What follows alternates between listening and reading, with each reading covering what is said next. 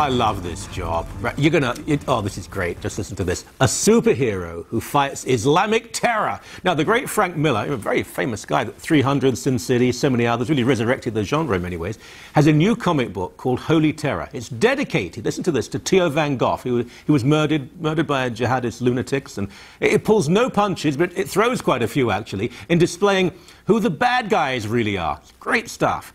And Dr. Harvey Sims is a specialist in heroic and medieval literature and has just written a wonderful article about all of this. Welcome to you, sir. Thank you very much, Michael. It's great to be here. Now, Frank Miller, he's sort of the #2 in comic books pretty much, isn't he? Well, if you're referring to Alan Moore as #1, I'm not too sure about that. I think right now Frank Miller might be #1 because he's still working hard. He's still working on films. He's still working on one-shot graphic novels like this one. He is probably the greatest one we have right now. He started with Marvel as a penciler, I believe, working on Daredevil. And then in the mid-'80s, he did a comic arc called The Dark Knight Returns, where he reintroduced the world to this grim, like relentless, gritty figure, 50-plus-a-year-old Bruce Wayne, who is in a Cold War that continued into the new millennium. And the world has descended into anarchy and political extremism on both sides. And he's pretty much responsible for reinventing Batman from the campy 60s television series. And as you know, he went on to do 300. He did Sin City. And this is actually his latest project. Right. Oh, holy comic book. I had to do it. But they're all, I mean, they're not really political. I mean, there are certain elements of it. But this one, I mean, just to give people an idea of what this is, this is quite, I mean, it's dedicated to Theo Van Gogh, who was a descendant of the great painter, a Dutch Jonas, quite radical, quite anarchic.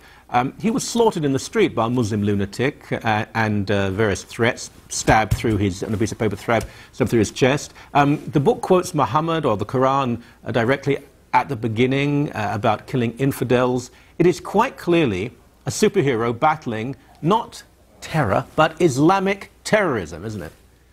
Yes. Frank Miller was in New York, in Hell's Kitchen, on September 11th, 2001. And he was working on a new Batman title, The Dark Knight Strikes Again. And so he wasn't too far from where this happened. And what Holy Terror it represents is kind of a long, simmering response to those events. He didn't speak too much right away, but in 2006, rumors arose that he was working on a new Batman title where he said, Batman is going to kick Al-Qaeda's ass.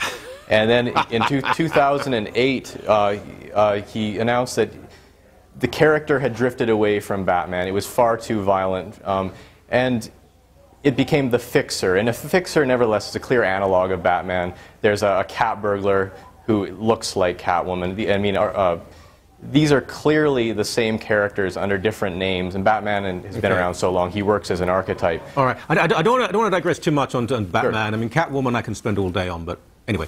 But this one here, because he wrote this, and this is Hollywood and so on, and how did the great publishing and media establishment react to a book that says, superhero, the embodiment of all good things in American life, battling Muslim terror? How did they react to that?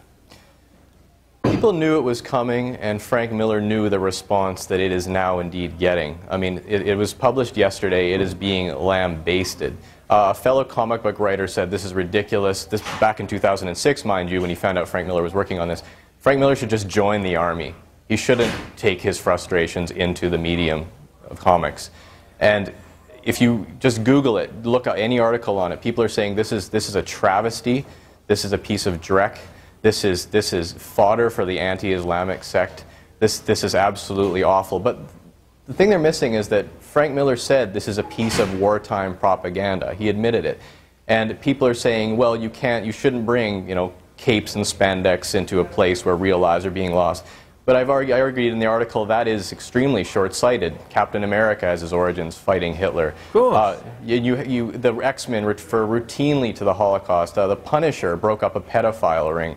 Probably the most influential graphic novel of all time, Watchmen, is steeped in politics, nuclear weapons, child abduction, murder. X-Men has increasingly, in its movie version at least, become a tale of fighting homophobia. You don't have to be that deep to realize that, and some of the actors involved, they're pushing a certain agenda. But I can't imagine if this was fighting Christian fundamentalism, I don't think there'd be too many people objecting. But, I mean, who's published him? Is it a mainstream publisher, or did he have to do some independent publishing? No, actually, that's interesting because Legendary Pictures, who bankrolled 300, and they actually bankrolled The Hangover and The Dark Knight, so you know they're rolling in money. Yeah. This is their publishing division now. And Holy Terror is the first title to be released under that imprint. And so Frank Miller moved the project over to them, and he's deeply involved with them now. So, I mean, it's no longer associated with DC, like with characters or with the publishing itself. So it's an entirely independent release as far as the mainstream comic set goes. Now, we spoke to some people today, and apparently, and this really shocked me because it's never ever happened before, but well, we're told that Muslims are offended. Who knew? I mean, this really is a shocker. I mean, I don't know what to say. Well, Frank Miller said this is going to offend everyone. He said, I quote, "This is going to piss everybody off." You have to keep in mind, though, he did 300, the graphic novel, and then it was made into a film. And Mahmoud Ahmadinejad himself was offended by the portrayal of the Persians in that film. I don't know what his venue was for saying that, but it got out there. And historians everywhere, intellectuals, this is an unrealistic portrayal of history. It's fascist.